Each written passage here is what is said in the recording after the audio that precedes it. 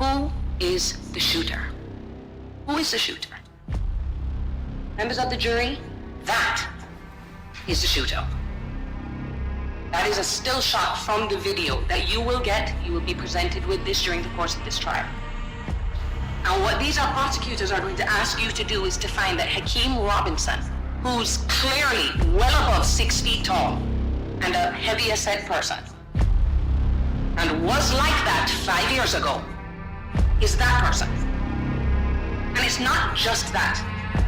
They are going to ask you to ignore the descriptions given by each and every person that saw the shooter live. Clock in, clock in. Black Gotta just walked in. Team Black Gotta stand up, man. Yeah, we back with another video with Ksoo. Alright guys, they wrapped up the first day of trial with Ksoo and ATK Scotty. And boy, it's already starting off hot. I ain't gonna lie to you. Now, when we talking about what happened today on the first day, we gotta keep a few names in mind. One of the names is Dominique Barner. He was actually one of the people that was allegedly in the car alongside Ksoo and Scotty. So pay attention closer. ATK Scotty, real name is Leroy Whitaker. And we know Ksoo name is Hakeem Robinson. Now, so far, the trial is starting off exactly how I expected it to start off, you know? But something caught me by surprise. And the person who did catch me by surprise is Dominique Barner, because I didn't know who that was. But after I looked into who Dominique Barner was, he is already in jail. As a matter of fact, he's still in jail because of the crime they alleging that Ksoo did. Allegedly, Dominique Barner was the driver of the car, but he got caught trying to get away. Now we're gonna hear all about how he tried to get away and what he did, how he got caught, and how he is now deciding to join alongside Abdul Robinson to make sure that not only Ksoo is found guilty in this case, but also Leroy Whitaker. Now, one thing we want to pay attention to is Dominique Barner's reaction when he first got locked up and he was sent to the interrogation room. Not personally, though. All right. So I'm here to talk to you about the murder that happened right there at 7001 Mirror Road. So this is literally your one chance to tell me exactly what happened. I've already listened to this and I've had this deciphered. I've had this audio changed, well, not changed, I've had it enhanced to hear everything you said. The floor is yours. That means it's your time to talk. I can blame it. I can't ask who. No, you're not. It'll come out eventually. Don't worry about that. But for right now, this is just all you. But I was supposed to get, like, the state. Supposed to talk with the state. This is the first I'm hearing about it, but I don't make it. My lawyer, I don't want to disrespect you. Because obviously, I don't know what that. I ain't really hear nothing though. Alright. Okay, well, you said you're a lawyer, so what are you trying to say when you say that? No, I'm saying my lawyer told me that I was supposed to meet up with the state and you guys and then go from there. Do you know anything about that? No. So I have no idea what you're referencing. When I went to court and I was trying to get a bond reduction, he told me, all right, well, that's not your best interest. He was like, the state is throwing you a carrot, basically. He was like, they know you didn't shoot nobody, but they, you know what I'm saying, know you was there and stuff like that. So he was like, if they did come talk to you, tell them that you want him present. You want who present? Sorry. My lawyer. So you're saying you want your lawyer present? I'm just, well, y'all just told me y'all don't know nothing about the state being involved, so. So are you willing to speak with us without your attorney present is what he needs to know? I mean, he said I can answer questions. Okay, so are you okay with that? Yeah, I'm okay with answering a little bit of questions until I feel like. Here, hang on. Just Yep. Okay.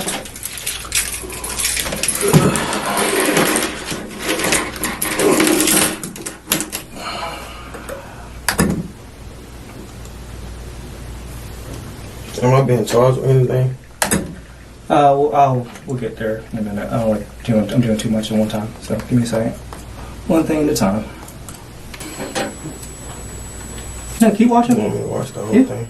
Yep.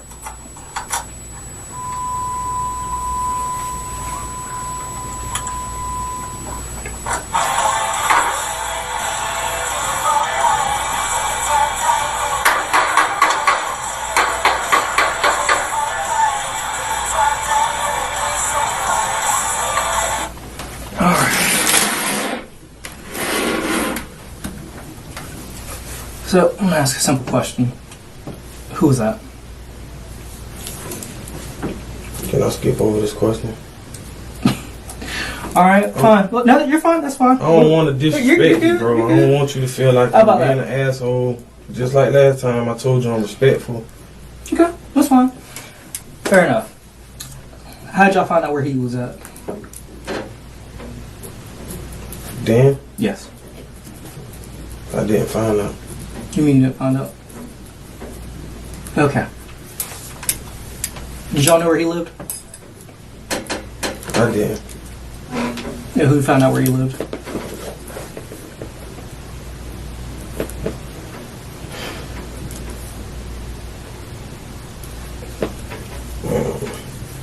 Said it's gonna be my only and last time being able to talk to you. Yes. So I can't get my lawyer to reach out and You won't be talking to we me. get a different time. No, you won't be talking to me at that point in time. You'll be talking to. If what you're saying is you want to talk to your lawyer, that's your right. You have that right. But this is the only time me and you can have this conversation. Now that y'all seen that clip, I want y'all to know that was an important clip because Dominique Barner is a very important person in today's trial day. Because the things Dominique is willing to say could definitely determine the fate of Ksoo and Scotty. Now, me seeing him take that long pause already let me know what he was gonna do. Like, I knew what he was gonna do the moment I seen that long pause. I say, oh yeah, it's up. But the things Dominique Barner did, I don't know how he's gonna wiggle his way out of that because he's clearly caught red-handed for a home invasion. So I'm trying to figure out how him telling will make him wiggle out that situation is probably gonna prevent him from catching life. But for the most part, let's get into it. Let's get into the open argument the state made, basically telling the story, basically telling what happened the day Charlie McCormick was killed, aka Lil Buck. And I'm not gonna lie, his opening statement sounds real believable. Charles McCormick was not involved in the shooting of Willie Addison or anyone else in that vehicle. Wasn't involved. Charles McCormick's sin, what made him a target, was that he was affiliated with people who are part of another local rap group, 6 Block. And 6 Block and ATK are rivals. They don't like each other. They hate each other. And one of the traditions of both groups is producing rap music, drill rap, diss songs, songs that make fun of or talk disrespectfully about members of their ops, the other group, who have been shot and killed. So following that tradition, Charles McCormick in 2019 put out a song, and that song referenced the shooting of Willie Addison. And as you can imagine, that is not something that either Hakeem Robinson, Leroy Whitaker, or their family were happy about.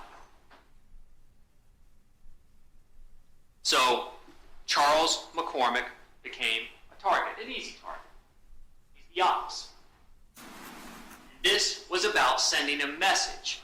Because not only was it personal, but it's about respect. And we aren't going to let our ops sing songs like that, not about our family. That is why Charles McCormick was targeted. So on January 15, 2020, 1 year anniversary, Willie Addison's death, Charles McCormick walked out of his apartment on Atlantic Boulevard, made his way to his car, and then drove to Express Employment, agency located on the Merrill Road shopping plaza. And he went there because he had just been selected for a new job. Charles McCormick needed to get the details to start that new job. But when he drove there, he had no idea that in a Nissan Altima, he was being stalked by Hakeem Robinson, Leroy Whitaker, and their good friend Dominique Barner, who was driving both of them, pursuing Charles McCormick from his apartment complex all the way up to the Merrill Road shopping plaza. And they pulled in, and they saw that Charles McCormick parked his car and had walked in to express employment. So what did they do? They waited. Hakeem Robinson with his X-Star model rifle, Leroy Whitaker with his AR-15 rifle, both loaded, rounds chambered, ready to fire, because the plan at that point was when Charles McCormick walks out, Hakeem Robinson, Leroy Whitaker will jump out of that stolen Nissan Altima with their rifles and gun him down. And Dominique Barner, their friend, will pick them up and drive them out of there. But they had to wait. And they had to wait. And as they waited, Dominique Barner decided it was better to reposition their vehicle. And so he was actually able to drive over to where Charles McCormick parked and pulled into a parking space behind Charles McCormick's car and just over to the left. And that is where they waited. And then, just around 11 a.m. that morning, a Wednesday morning, Charles McCormick finished inside. He got a red folder with the paperwork and the details so he could start his new job. And with that red folder in his hand, he said his goodbyes. Miss Saunders, who owned that agency at the time, was a friend of his grandmother.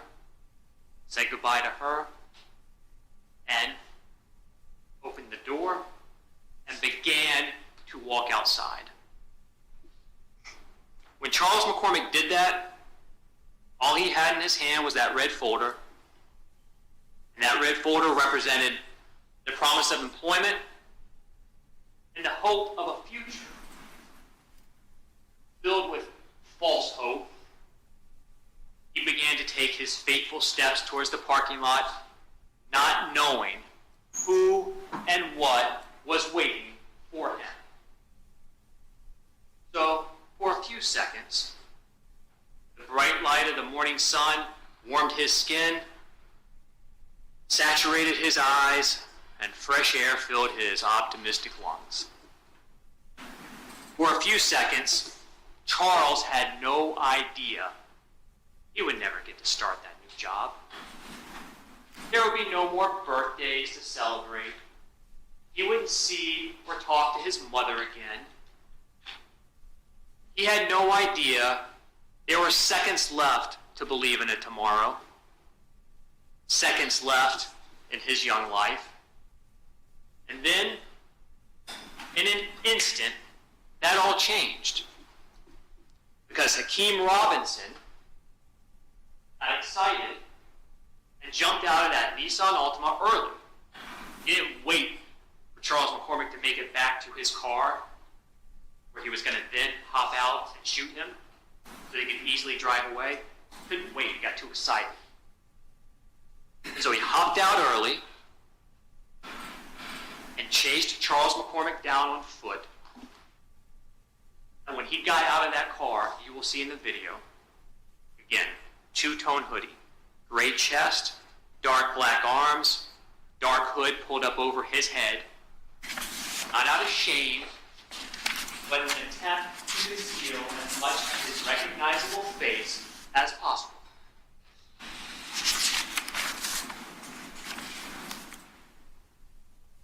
In his hands, an X-Star model AR rifle pistol because it's got a very short stock, so it's easier to control. And I want you, again, to remember that, because you're going to see that same rifle again in a video in his hands.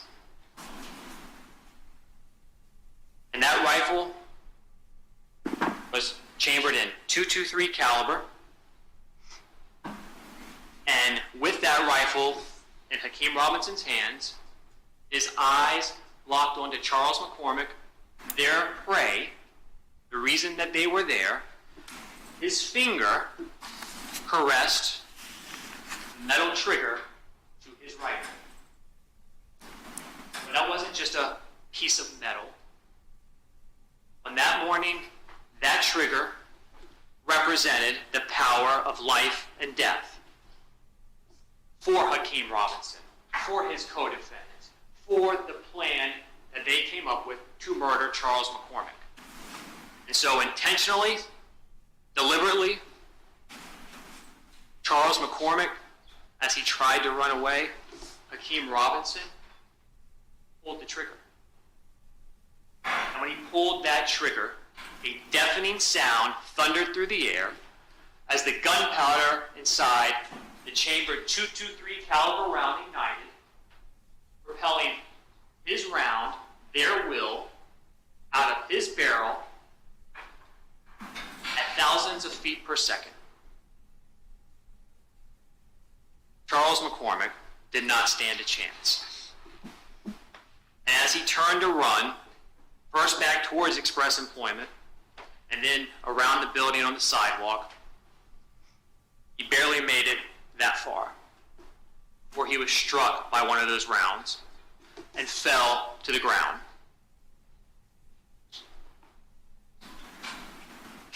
Hakeem Robinson, his hunter, designated executioner, never stopped pursuing, and he was on him in seconds. This entire lasted about 10 seconds or less. He's on top of him with his rifle pointed at Charles McCormick. He's on the ground, injured, unarmed, defenseless, in need of some mercy. But there would be no mercy. Not on January 15, 2020. Not on Willie's Day. Now, when I say his story was descriptive, like, y'all, be honest. Like, that story was real descriptive. It's like I could see the story while he talking about it. But now we about to get into the police chase that happened right after that. Because the car they was in, which is the Nissan Altima, was spotted by the police. And when the police spotted them, they drove away. Then they ended up crashing. And then everybody hopped out the car. And he's labeling Ksoo as the individual with the gray and black jacket. And he's just saying Leroy Whitaker and Dominic Barner are the other two suspects. And y'all gonna hear the story about how they went inside of somebody's house and actually held them in their own house until Ksoo dad came to pick them up. And that's when Ksoo dad about to get involved in it too, because Ksoo dad actually came to pick him up. But from the sounds of it, Ksoo dad didn't know what he was picking them up for. Rather, it's because ops was chasing them. And he's basically saying he didn't know, they just put down the op. They only saw the person with the rifle for a couple seconds as he darted across the street as he's driving from way back. So he cautiously approaches the house where that individual ran. And then there's a fence. And when he gets to the fence, he sees for about a second that individual in the two-tone hoodie clearing the backyard fence. Never sees him again. Doesn't get close to him. You will see that person as they dart across Bellmead, because it was captured on a video from a house on a Ring doorbell, wearing that same two-tone hoodie. Officer Collins radios to other officers direction of travel so they can try and find him, but they don't. And he goes back to that Nissan Altima to secure it, make sure any evidence inside it could be collected.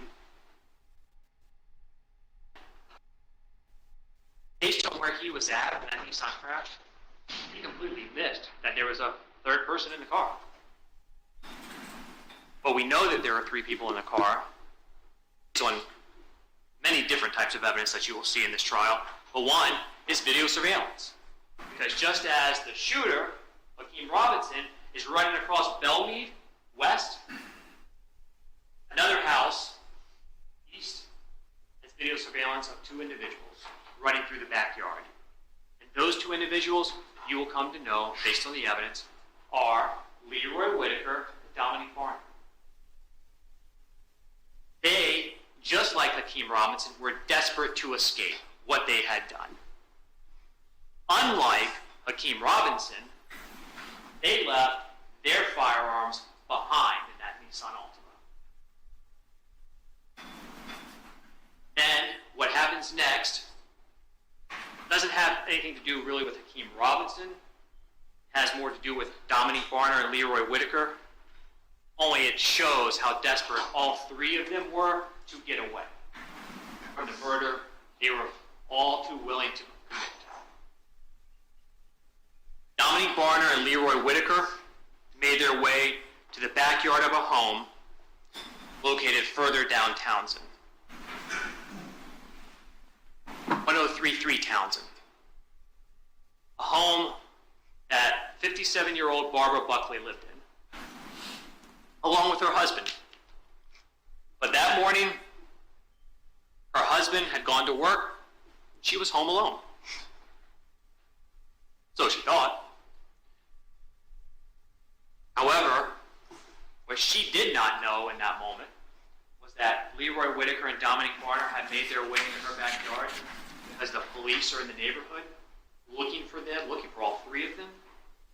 So they go into her porch, her patio, and through her rear sliding glass door, Leroy Whitaker and Dominique Barner decide they're going in. They don't have permission. They don't know her, never met her, never been in that home before. But they are desperate to escape the police, to evade them, to evade getting caught for what they had just done. And with that intention, to evade the police, Dominique Barner and Leroy Whitaker go into Barbara Buckley's home without permission, and they try to hide inside. Miss Buckley comes out of a back bathroom, and she notices the front door to one of her bedrooms is shut. And she thinks, that cats, maybe the cats ran in and accidentally shut the door, and now they're trapped. So she goes to her bedroom door, and she opens it to step inside to check on her cats. Her cats aren't inside. Leroy Whitaker and Dominique Barner are. 2 people she does not know, has never met, never seen before, and should not be in her home. And she tells them, get out. Uses some more colorful language, but get out. What are you doing here? And they try and plead and say, well, we're hiding for people. Doesn't say, we just committed a murder and it's the police looking for us. But she's like, I don't care. Get out of my house. She walks to her front door, telling Dominique Barner, telling Leroy Whitaker to get out. She opens that door, and she begins to yell for help. But Leroy Whitaker and Dominique Barner aren't going anywhere. They can't go outside. That's where the police are. They just committed a murder along with Hakeem Robinson. So Dominique Barner and then Leroy Whitaker, who assists him, physically grab Barbara Buckley and pull her inside her own home. Shut the door. She is physically thrown to the ground. While she's on the ground, Dominique Barner and Leroy Whitaker are there. Dominique Barner reaches down with both hands, puts them around her neck, and begins to choke her. At one point, Leroy Whitaker even asks Dominique Barner wants him to hurt her. She can't fight back enough to get away. She she's trapped in her home, and she complies. And so they then make her sit in her own living room. Dominique Barner takes her phone so she can't call for help. And Leroy Whitaker goes back to that front bedroom where he uses his phone to call for help.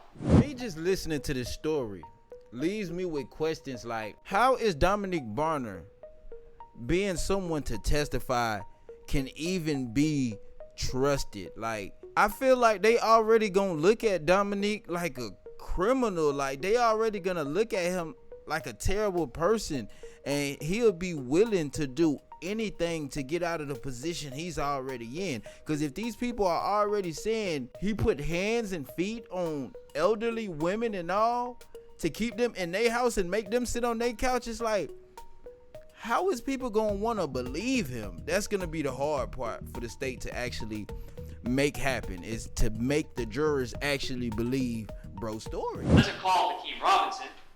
Why would he? He can't help him. He's running west. So who does he call?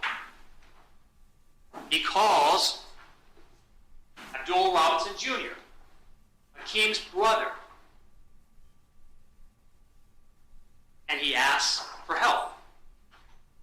And you're going to see phone records corroborating that, from Leroy Whitaker to Abdul Robinson Jr., and then also to Abdul Robinson Sr., his father. You're going to see how he sent them pin drops, location information, showing where they were at. Because again, they haven't been in that house before. They don't live there. They're not supposed to be there. And while they wait for help, Leroy Whitaker and Dominique Barner take clothing from Miss Buckley and her husband so that they can change their appearance. They steal her clothes. And then after they've been there for about an hour, a red-orange Dodge Challenger driven by Abdul Robinson Sr., blue, his father, shows up. You'll see some video surveillance that captures that car as it comes down Townsend.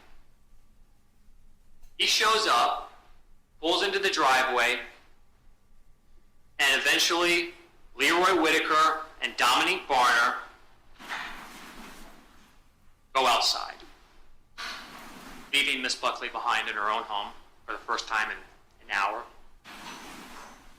And there, they are driven away by Abdul Robinson Sr. Now, hearing the whole opening statement of the state attorney, it's basically showing me the angle they going at this case with is them basically hoping that Dominique Barner and Abdul Robinson Sr. story checks out. It seems like that's the whole angle of this case, because when it comes to things deeper inside of the case, it's like nobody can accurately point the finger at Ksoo, nor can anybody even accurately point the finger at ATK Scotty. Now, one person who is been caught up in a whole lot of other stuff is Dominique Barner. As a matter of fact, Dominique Barner is the one and only person who actually put himself in a situation where he has to tell the truth and the whole truth to get out of it. And that's exactly what he's trying to do. So now we got the state attorney letting the jurors know, please look past the person he actually is and pay more attention to the story and the facts behind the story he's telling. You may not like Dominique Barner. He is a criminal, and he is going to spend decades up to life in prison for what he has done. But because you may not like him, because he is guilty, that does not absolve Hakeem Robinson or Leroy Whitaker of their guilt. It does not change what they did. So when Dominique Barner testifies, he's a criminal. He just won't be the only criminal in this courtroom. Another person you will hear from is Abdul Robinson Sr. family. And when he testifies, you will learn that he has been charged with and pled to 2 different counts of accessory after the fact. One for this case and one for another. Unlike Dominique Barner, there has been a partial negotiation with Abdul Robinson Jr. And the maximum sentence he can get is 20 years. Again, it will be decided by the judge. But he's also in his mid-50s. And he has some health issues. and a sentence of 20 years could take him to his life expectancy. And he knows when he comes in that he's going to be despised, that he's going to be hated by his family, by Hakeem Robinson, Leroy Whitaker, maybe others in this courtroom.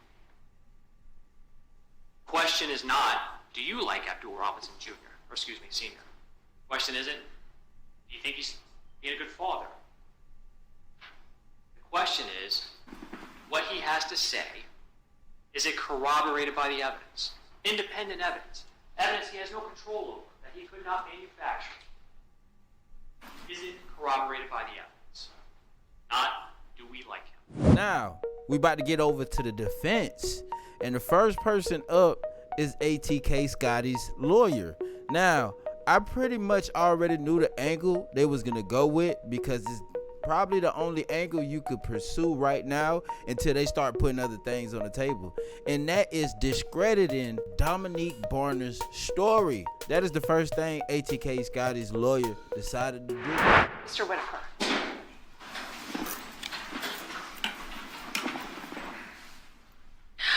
On January 15th of 2020, Charles McCormick was shot in a strip mall by a lone gunman. There will be no question about that. You will watch the videotape. There will also be no question whatsoever. Leroy Whitaker did not pull that trigger. Leroy Whitaker had nothing to do with the death of Charles McCormick. That's what the evidence will show. You're gonna watch a video of Charles McCormick being chased down and shot. The shooter, the lone gunman in that video is not Leroy Whitaker. So how are we here? Why are we here? In this room, everything changes. See, before we come into this room, the state of Florida has the absolute power, the choice, the prerogative to charge or not charge whoever they want. But once we come in here to our Hall of Justice, they must prove their allegations. They must prove their allegations with actual, credible evidence.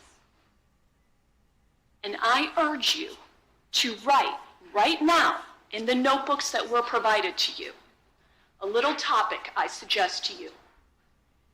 Evidence of Leroy Whitaker's participation in this murder.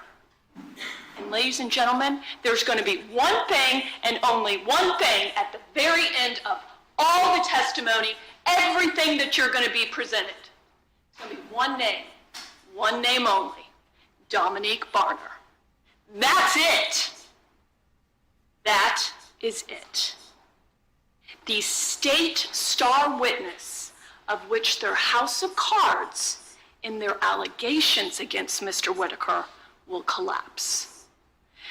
Dominique Barner, an admitted two-time killer, paid for, self-proclaimed, paid for assassin. Dominique Barner will waltz into this courtroom and he will try to fill the blatant holes in the state's case. Their star witness will explain to you, well, you know, on January 15th, the Jacksonville Sheriff's Office hauls me in. See, I don't just have tattoos on my arms.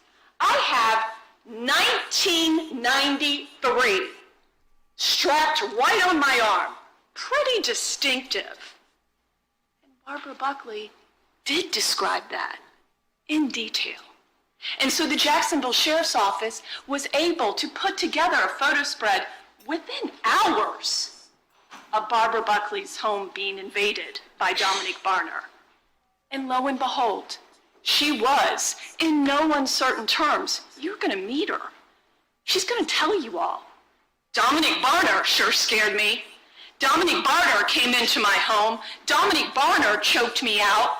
Dominic Barner got me to the point where I just kind of finally faked passing out and sat on my couch and then ultimately smoked a cigarette.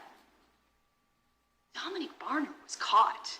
And to hear the state of Florida talk about Dominic Barner, one might think, one might assume, Dominic Barner must have walked in on January 15th and said, oh, I need to tell all my sins. Oh, I need to confess.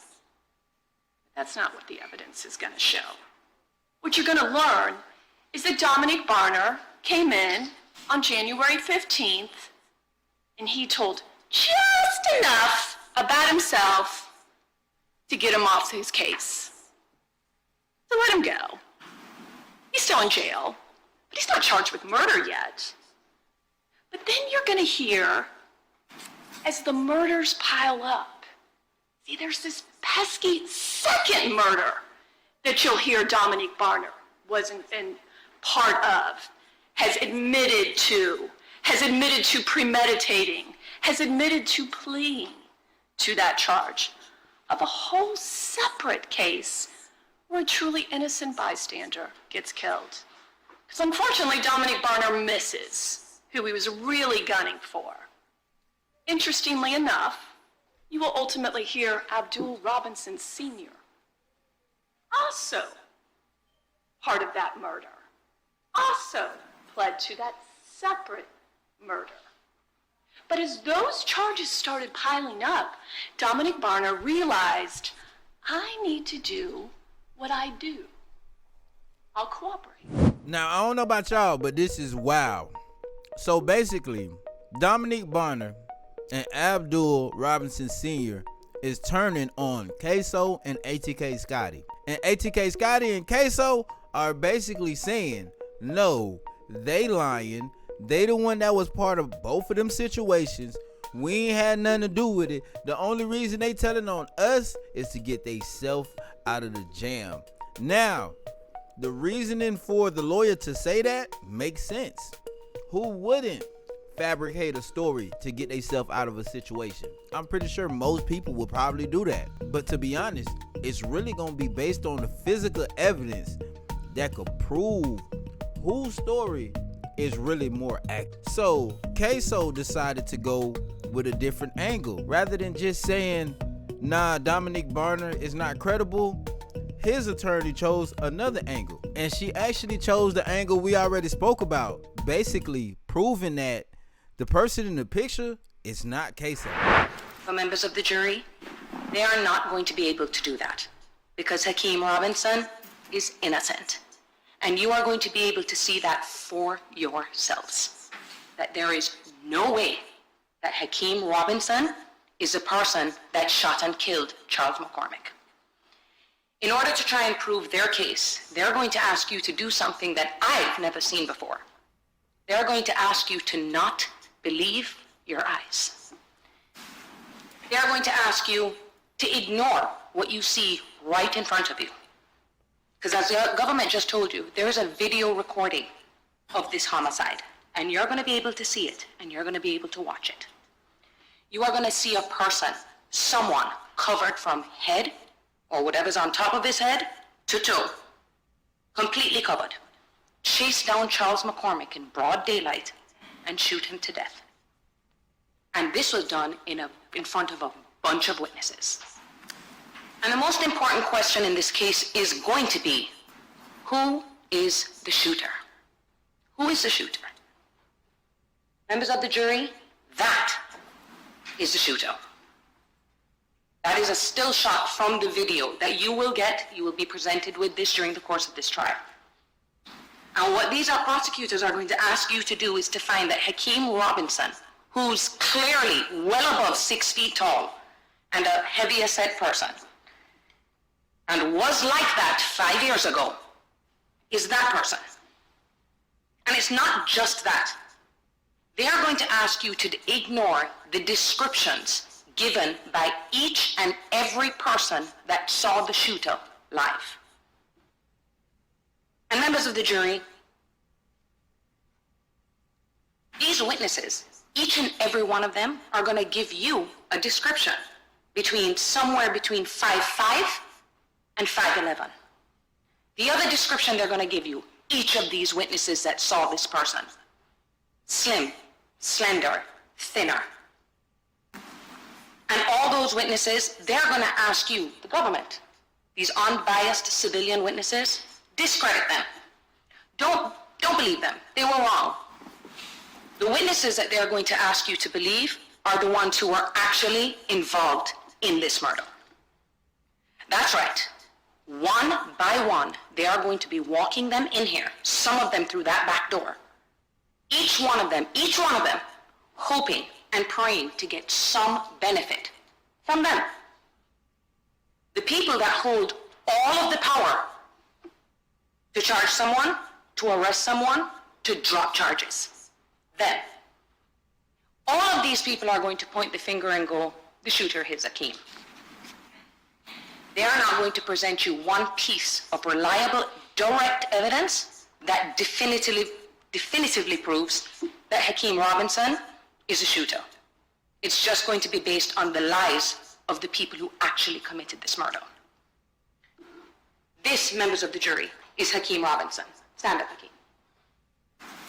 He is a young, aspiring, talented musician who 5 years ago was wrenched from his family, his life, and his promising career. All because the government refused to look at literally what is right in front of them. And this is why I've asked Hakeem Robinson to stand up in front of you right now, members of the jury. Because you may not have taken too much notice over the past 3 days. Each and every time you walked into the courtroom and you left and we stood up, you didn't realize at that time how important it was to take a look at how tall Hakeem Robinson is and how big he is. But it is going to be the focal point of this trial. Because once you watch that video in the entirety, and then you look at what is standing right in front of you, and you're going to get pictures and stuff around the time that this took place. He hasn't changed, despite what Mr. Cooper is telling you. He is the same. There will be no doubt in your mind that he is not the person that shot and killed Charlie McCormick. All right, I could say the defense, they are cooking. But me personally, when I look at this picture, I feel like that person in that picture is not 5'5". I would give that person in that picture at least 5'10" to 6 foot. Like, that person is a slimmer person, but that person is definitely not 5'5" or 5'8". Has to be a little taller, but that person does not look like what I just seen Ksoo stand up to be looking like. Now, I don't know if Ksoo body transferred from then to now, but physically right now, those aren't the same people, in my opinion. But this is where the situation takes a crazy turn, right? The individual who seen the shooting happen, he ended up being on the stand and he was cross-examined by the prosecutors, and he said he couldn't even see the shooter's face. Could you tell anything about the shooter? Could you tell what color the person was? As I was driving past the employment office and kind of watching the shooter come back, had a mask on, but I could see around the eyes. Definitely was a black individual. Could you make any determination as to whether it was a male or a female? It was baggy enough, I would say just by the movement. I would say it was probably a male, but I really couldn't tell any physical features. Like I said, the jumpsuit was very baggy. What type of firearm did you see? It was a rifle with an extended magazine. Now, the unsurety of the witness, I feel like didn't play a part in what the state attorney was trying to do there, because he wasn't sure if it was even a girl or a boy. You know, like, that's like he didn't even know what he was seeing, and I could imagine how he felt in a moment. It's like, it's not every day you just driving and then you see a murder happen in your face. This don't happen every day, so I'm pretty sure his brain was probably everywhere and his vision was probably blurry, and I'm pretty sure all of this happened quick. So I really don't blame him for not seeing as much as people believe he should see. But man, this is really gonna wrap up the day, man. This wrapped up the day right here. That's about all that happened. And so far, day one, y'all let me know how you guys feel about what's going on. We could chat about it in the comment section below. Right, verse of the day. Make sure you put WVOTD in the comment section below if this is a verse you felt like you needed to hear. Ephesians chapter 1, verse 7. In him we have redemption through his blood, the forgiveness of sins in accordance with the riches of God's grace.